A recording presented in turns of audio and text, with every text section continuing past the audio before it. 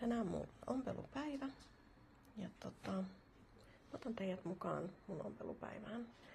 Tänään mä aloitan tästä mun päiväpeitosta, joka on jo aikaisemminkin korjattu moneen kertaan ja nyt mä korjaan tän. Tää on tullut just vähän aikaa sitten.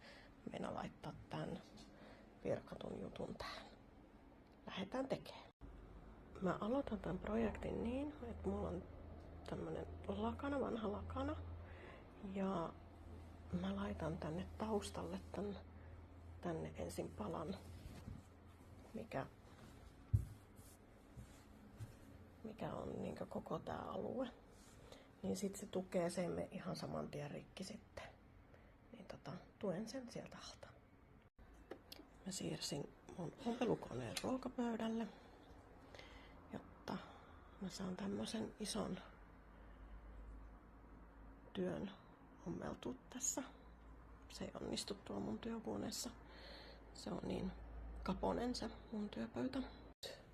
Mä oon kiinnittänyt tän paikan tähän. Ja nyt mä aloitan ompelee siksakilla tätä ympäri tästä. Tälleen.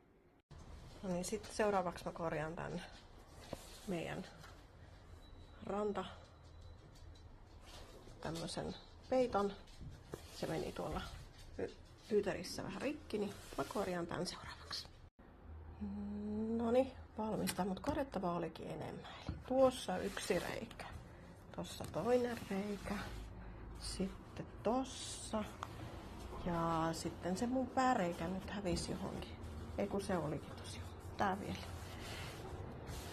Oliko muuta? Ei tainnut olla muuta. Eli näin monta reikää. Mä oon ihan tarkoituksella sitten ommellut tälleen edestakaisin suoralla ompeleella.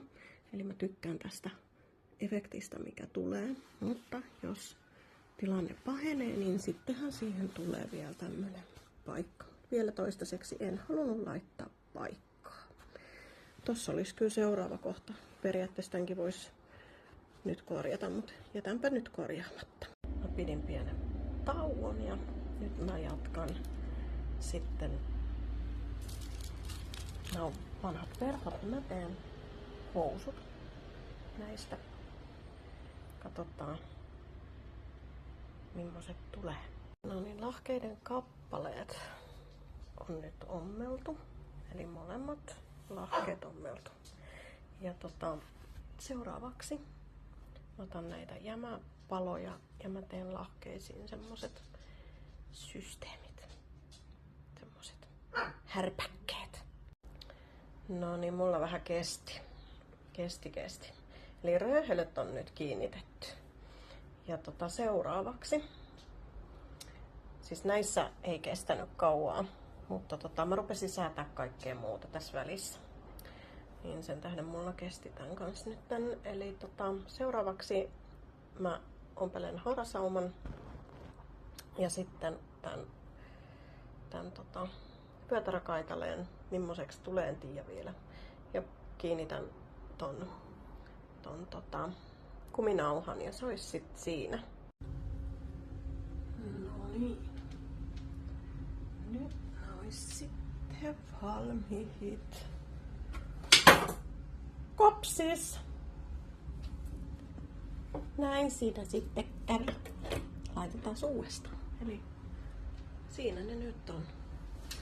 Niitä ei ole silitetty, mutta ei se haittaa.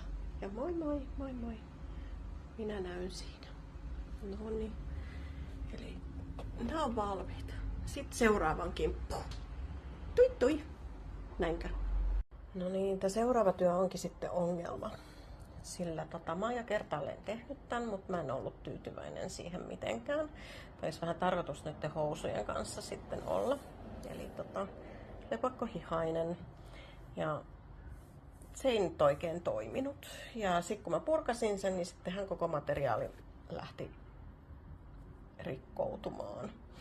Eli mun tarkoitus olisi nyt hyödyntää housuista ylijäänyttä materiaalia, millä mä vähän koitan saada tätä nyt vähän parempaan kuosiin.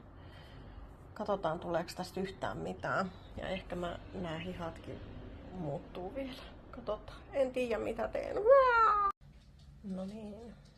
Mä kävin vähän söin välillä tässä ja nyt mä jatkan tän parissa. Hihat on saatu tehtyä.